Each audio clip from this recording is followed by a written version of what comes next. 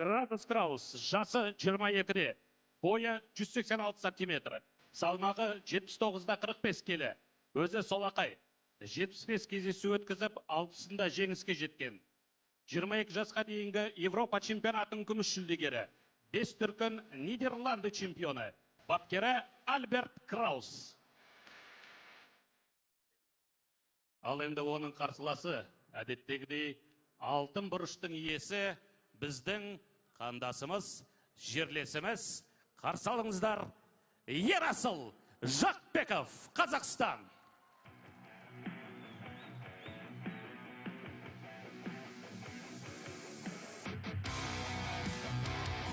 Ерасыл Семей қаласының өкілі, жасы 21-де, бойы 182 сантиметр, салмағы 79-да 45 келі, өзі солақай, Қазақстан чемпионы, Азия чемпионатының күміс жүлдегері, Қазақстан спартакиадасының жүлдегері, бапкері Талғатбек Жақпеков. Сонымен, қадірменді ағайын достар, тағы бір қошемет, қара бұрышта біздің қонағымыз Радос Краус, Нидерланды. Оның қарсыласы алтын бұрышта біздің жерлесіміз Ерасыл Жақпеков, Қазақстан, Семей.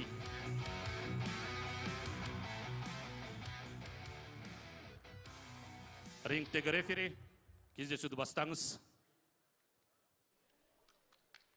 Кештің 4-ші жекпе-жегі жартылай ауыр салмақты өтетін болады. Радос Краус және Сәттілік. Ерасыл Жақпеков, екеуінің бір ұқсастығы бар екен. Екеуі де 22 жасқа дейінгі өз құрлығының чемпионатының финалына дейін жеткен. Және өздеріңіз естігендей, Радос Краустың әкесі Альберт Краус. Кикбоксингті жақсы көретін жанкерлер білетін шығар, бұл спортшыны. Альберт Краус кикбоксинг әлемде енді шынымен де аңызға айналған адамдардың бірі. Және дәл қазір осы Альберт Краустың ұлы өнер көрсетіп жүрген. Радос Краус. Кто бы мог подумать, что в Астане на вечере чемпионов IBA ты встретишь сына Альберта Крауса. Бірден ашық ұрысқа кірісті. Ашық ұрысқа әрине Ерасылға кіруге болмайды. Енді өте денелі көрінеді. Радос Краус бұл жігіттерде жан-жақты дамыған көріп отырмыз. Ерасылға әрине ашық айқастың бұл жерде кірісудің түкке қажеті жоқ. Тағы да міне Градустың дәл тиген соққысы. Кстати, стоит отметить, что Градус выступает и по боксу, и по профессиональному кикбоксингу. Енді бұл таңғаларлық жағдай емес біз үшін. Әкесі кім екенін айттық, сол себепті бокста жүргені таңғалдырып отыр да, ең алдымен. Және таптар жұдырықтасу. Справа. Тамаша. Да и поэтому вам может показаться, что техника Градуса несколько неуклюжая, немного корявая, наверное, даже. Біздің көзіміз үйренген бокс ұқсамайды ғой. Для фанатов казахской школы бокса. Иә.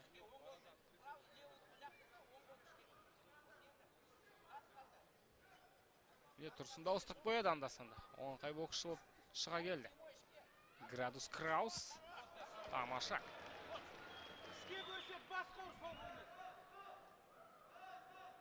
Покрупнее выглядит, кажется, Градус. Ерасыл, хотя одна весовая категория, это 80 килограмм.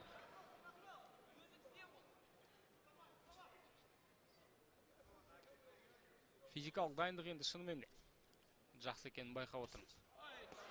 Және соққа алмасқан кезде Градустың ең алдымен соққысы ауыр екенін бірден байқап отыр.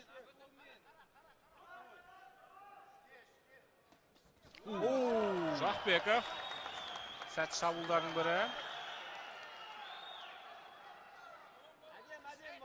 Конечно же, радует, что Градус, знаешь, не боится зарубиться. Енді Ерасыл сәл жылдам көрінеді қарсыласына қарағанда. Сондықтан бұл жерде ең алдымен жылдамдыққа ден қою керек шығар. Градустың алдында тұрып қалып айқасудың не қажеті бар. Тамаша. Соққы алмасу бұл Здесь жерде. попытался слева добавить Яросул. Бірінші раунд аяқталды. Гонгпен қатар. Қазір Ерасылдың соққысы дәл тиіп отыр.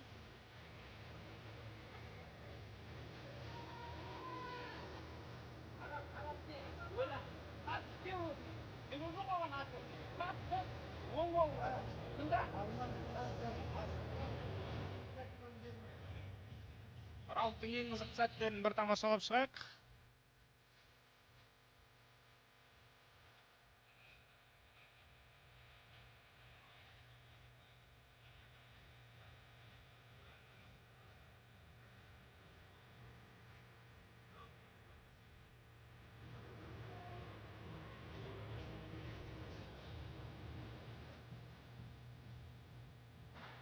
Секундалықтар шықсын, дегін зал.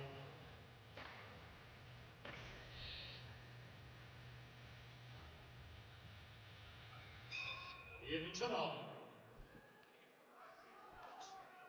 Екінші раунд Градус Краус бірден. Қашыққа жүгіре көшті. Ал, Ерасыл қапы алған жоқ. Да. Міне осындай қарымта шабуылдарға ден қою керек шығар, иә.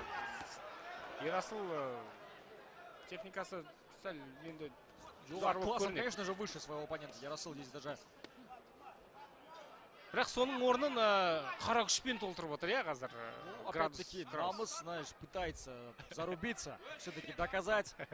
Ол да бар, иә, А ол на да мой бар. взгляд, нужно просто разбирать по полочкам.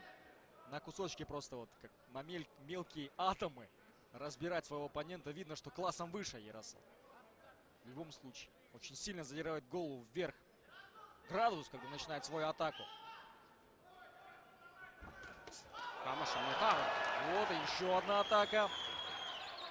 Иә, біртіндеп бейімделе бастады. Ерасыл. Иә, шынымен де бір батыл шешім бұл жерде енді Градус Крауспен соққы алмасы. Тағы да бір Встречу соққы. попытался пробить Жақындауға слева. болмайды әрине. Ерасыл алыс қашықтықтан жақсы айқасуда. Да, вот Нәтиже Градусу беріп жатыр шабуылда. не хватает все-таки техники Градусу. Міне тағы да. Тұрып қалды бір орын. Қазір жаттықтырушылар жақсы бір нұсқама берген екен. Тамаша, сол қолды жақсы қолдана бастады, иә, Ерасыл Жақпет. Да, задней рукой вот именно левым оверхендом, левым боковым попадает. Очень здорово. Снова это атака. Кілт табылды деуге болатын шығар. Енді қарсыласына мүмкіншілік бермеу керек. Осталось только Ерасыл. вытянуть на себя, вот именно на свою ударную дистанцию. Возможно, нужен просто левый прямой кросс. Точно подбородок. Ашық ұрыс қазір. Тағы да Градус Краус. Жеңіске жетудің жолы осы ғана. Вот здесь, Иә, да. Градус үшін. Ал бұдан аулақ болу керек Ерасыл Жақпет.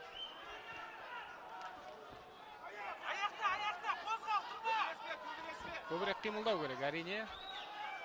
Бірақ 6 раунд бойы дәл осылай аяқта жеңіл қимылдап жүре алады ма Ерасыл Жақпет?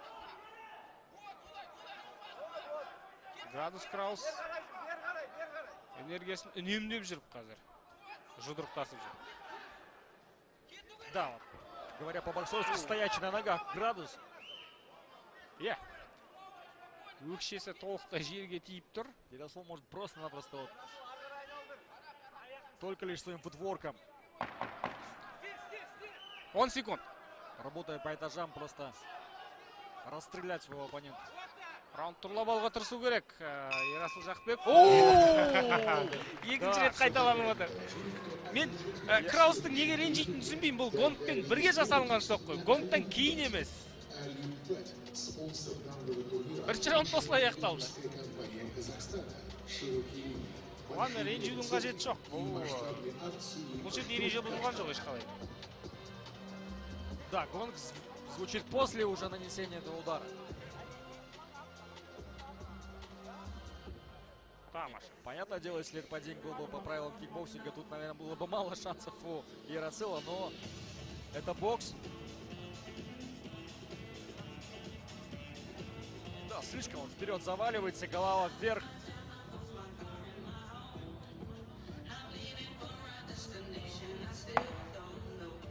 Секундалықтар шықсын, дегін зал.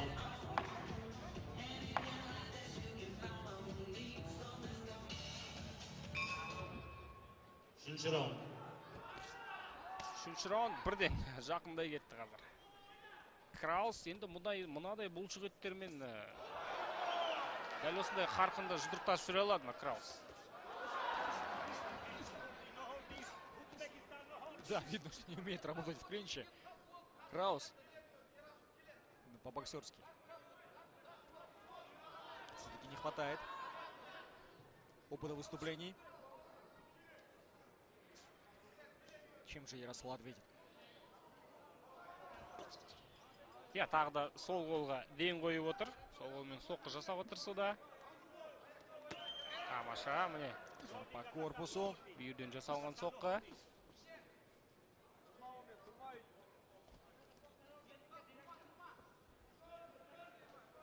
Қарсыласының алдын қолын айналып өтуге тырысады. Міне барлығын Ерасыл дұрыс жасап отыр. Солақай боксшы, оңқай боксшыға қарсы дәл осылай жұдырықтасу керек. Алдын қолды әрдайым айналып өту, алдыңға аяқтың сыртында өз аяғын ұстау. Тамаша, міне тағы да шашай бастады. Жылдамдығы бәсеңдеп қалды Краус. Да, безусловно. Все-таки постоянно вкладывается в удары, все время прессингует, пытается удержать своего оппонента в клинче, пропускает множество ударов. Міне тағы да нәтижелі шабу.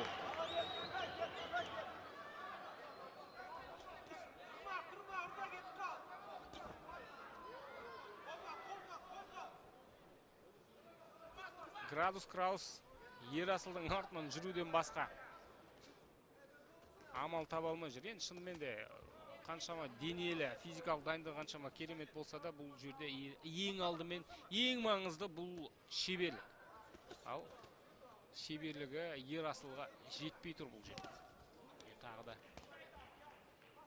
кедеге соққы жасауды, енді қалай дегенмен соққысы ауыр. Краустың артық соққы қабылдауға қажет жоқ бұл жерде. Пытался здесь снизу поднять апперкотом Ерасыл Жакбеков. Отличная комбинация. Отвечает Градус. Ерасыл да шаршай бастаған сияқты. Қазір тіпті Крауспен жақын қашықтықта соққы алмасып отыр. Бұның не қажеті бар? Тамаша. Міне осылай жалғастыра беруге. Тиді соққы. Тағы бір екеуін қосып жіберсе. Тым болмағанда нокдаун жасауға болады. Последние секунды третьего раунда. Краус. Есе қайтарып қояды анда-санда. Тамаша. Үшінші раунд аяқталды. Сен айтқандай боксшы ретінде толық бір жан-жақты үйретілген спортшы болмаса да, Альберт Краус өзінің физикалық дайындығының арқасында біраз тойтарыс беруде. Қаншама соққыны қабылдап, оның өзінде жақсы тойтарыс беруде.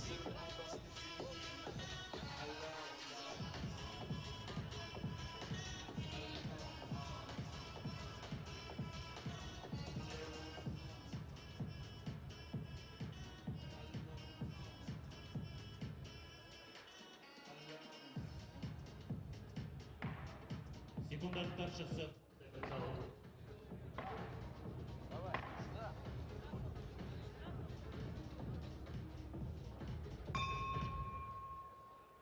Төртінші раунд. Төртінші раунд, ал үшінші раундтан жоғарылай берген сайын Краустың да жеңіске мүмкіншілігі көбею керек. Қалай дегенмен бұндай форматқа әлдеқайда бейімделген боксшы Жакбеков.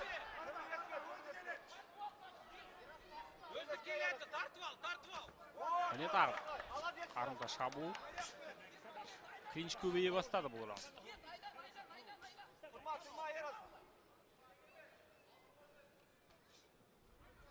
Краустың өзіне қарай жақындаған күтіп отыр. Жакбеков қашықтықтан жұдырықтасуға болмайтынын біледі. Баспен қақтығысты бұл жерде. Қабақтанған кетті ме, не болды? Өте қауіпті сәт. Тамаша, міне соққы тиді. Да, рассечение, кажется, у Ерасыла. Баспен қақтығысты бұл жерде. Қабақтанған кетті ау деймін. Қапат деген ай. Тәп-тәуір келе жатқан жекпе-жектің шырқын бұзып жіберуі мүмкін қазір. Да, этому будет очень обидно, конечно же, если поединок закончится именно так. Баспен қақтырысты бұл жерде. Удар головой, да, был? И Низко опустил голову именно Краус. Қазір барлығы енді дәрігердің қолында, не дейді екен? Ары қарай жалғастыруға болады. Иә, рұқсат беріп отыр. Алда әлі 2,5 раунд. Сондықтан бұл жарақат кедергі болуы да мүмкін. 2 минуттай уақыт бар 4-ші раунд. Жақындауға болмайды, әрине. Крауста қазір. Тәп-тәуір қорғана бастады.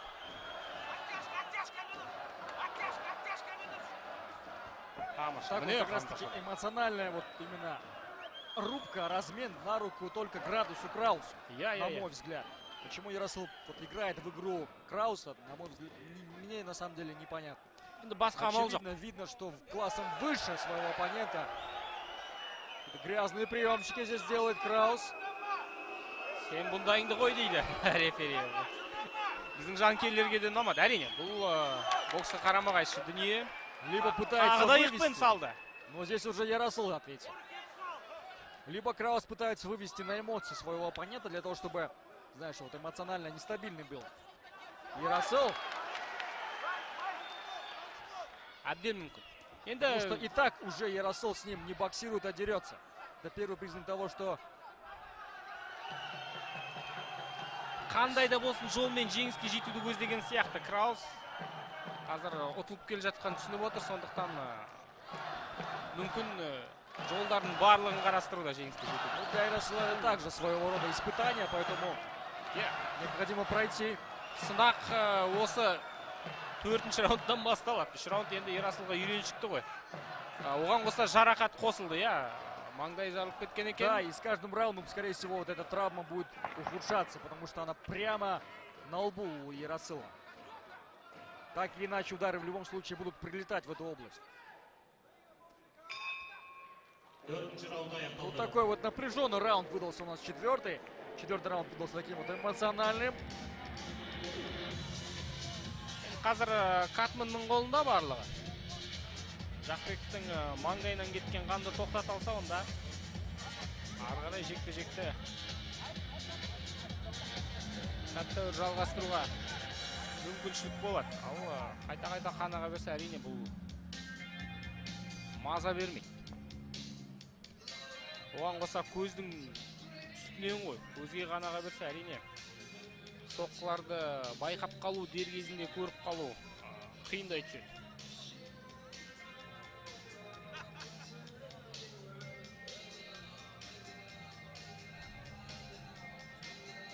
Секундамдар шықсын, секунд сау.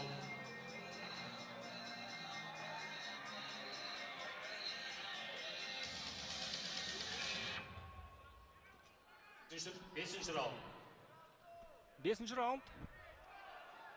Краус жақындай кетеді. Бірден әрине тамаша. Міне осы стильді, осы мәнерді ұстану керек Жақпек.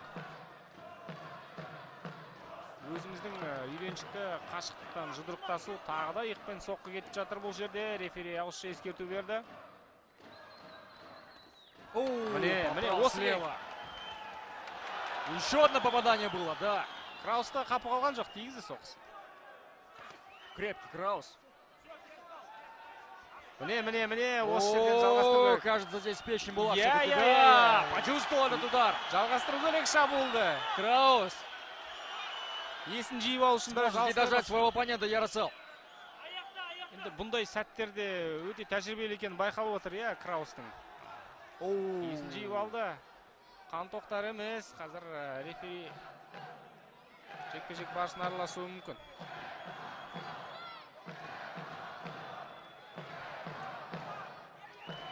Тамаша, міне тағы да. Міне осы керек. Осыны ұстану керек әрдайым Яросл. Ал бұндай мәнерде клинчте күресу, жұдырықтасу Қазақстанда боксшыға түкке керек жоқ екен. Өздеріңізде түсініп отырсыздар. Тамаша. Неге жасалған соққы. Тым бір эмоцияға беріліп кеткен сияқты. Ерасыл Жақпеков. Міне сол қолды қосса соққылар тиіп жатыр, ә?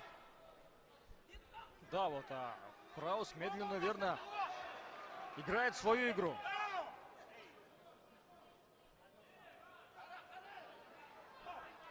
Я, иықпен соққы жасалынды бұл жерде.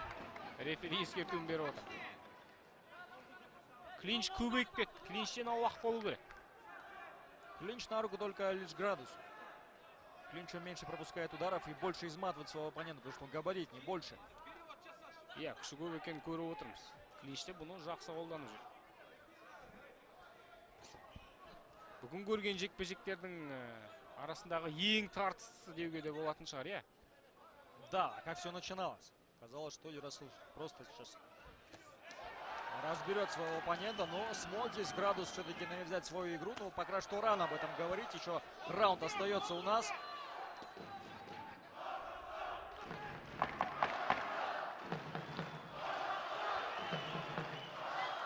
Қарапайым екі соққы, я, бокстың. Нәтиже беріп жатқан. 5-ші раунд аяқталды. 5-ші раунд тамақ. Это новый бренд на рынке спортивных мероприятий федерального масштаба. Iron Blues Promotions. Ваш проводник в мир спорта и успеха.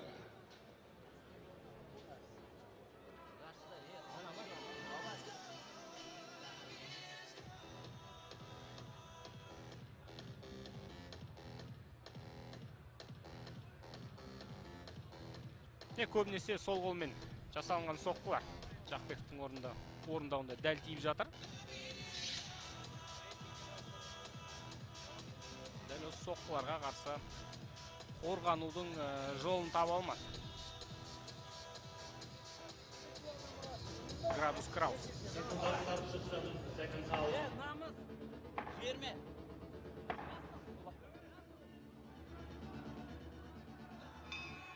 Соңғы раунд.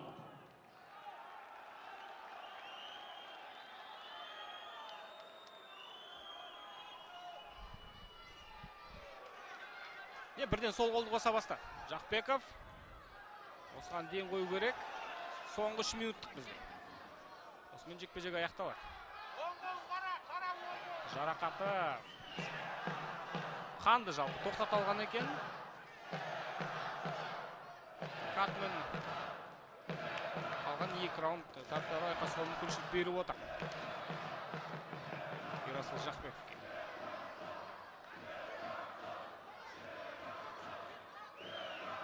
Да, и Краус также устал, видно. Все-таки 5 раундов очень плотного поединка. Бұндай бұлшық еттерге ауадағы жет қой. Ауамен қамтамасыз ету керек. Оған қоса стилі де. Закончил комбинацию левым ударом по корпусу. Тамаша. Қорғанысқа тисе де өте ауыр соққы болғанын көрдік, е?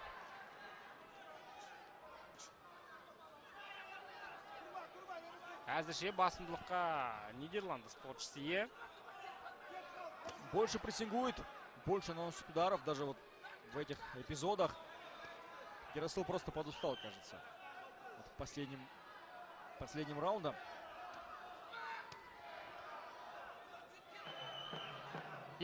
Тіпті шабуылдауды қойды қазір. Қазақстандық боксшы. Тағы да дәл тиген соққы. Раундтың 1 минуты ғана қалды. Енді қосылу керек, іске кірісу керек қой. Тым болмаған 3-ші раундтың қалған 1 минутында бірнеше соққыны тигізіп алу керек. Міне, сол қол баяғы. Осы соққыдан ақыры қорғана алмай кетті. Градус.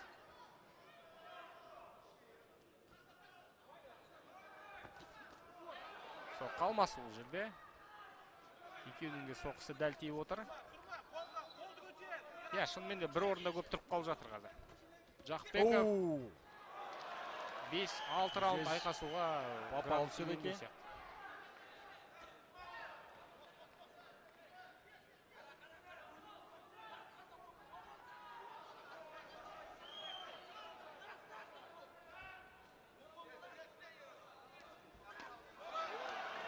жақсы. Бір-бірлеріне бата алмай қалды ма, бұл жерде біраз тұрып қалды. Боксшылар соңғы секундтар. 10 секунд остается, кстати, до окончания поединка. Соңғы секундта Градус Краус алуға ұмтылды. Кездесу аяқталды. Жекпе-жек аяқталды. Төрешілердің шешімін күтеміз. Шыны керек, кім жеңді деп деген сұраққа жауап беру қиын бұл жерде. Бұған дейінгі жекпе-жектерде шамамен нәтижені жорамалдап түсініп отырсақ, бұл жерде енді шынымен де айту қиын. 6-шы раундта Градусқа беруге болатын да шығар. Бүгін осымен 4 жекпе-жекті тамашаладық. Турнирдің қақ ортасына да келдік. Дәл осы 4 жекпе-жекті қорытындылайтын болсақ, Жақбек пен Краус арасындағы айқас ең қызықты болды деуге толық негізі бар. Әзірше бүгінгі кештің ең үздік жекпе-жегі дәл осы екі спортшының орындауында.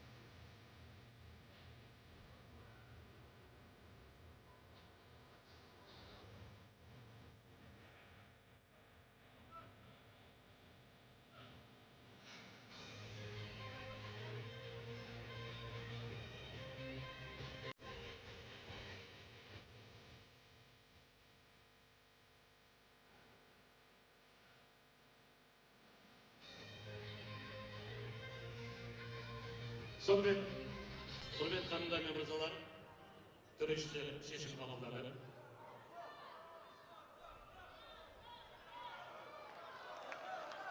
Сабыр сақтайық. Төрешілердің шешімін күтеміз. Төрешілердің шешімімен бұл салмақ дәрежесінде бірде екі есеппен жеңіске жеткен қара бұрыштағы боксшы Градус Краус. Нидерланды. Төрешілердің шешімі 2-1, яғни 2-ге бөлінген екен. Бір төреші Жақбекке жеңіс берсе, екі төреші Градус Краус жеңімпаз деп танылды. Соңғы 3 раунд шешуші рөл атқарған сияқты бұл жерде. Есеп теңесті 2-2. Қазақстан және әлем құрамасы. Осы кездесуді тамашашы өнер көрсеткен біздің бауырымыз Ерасыл Жақбековке бір қошемет қолдау көрсетіп қояйықшы. Көп рахмет Ерасыл.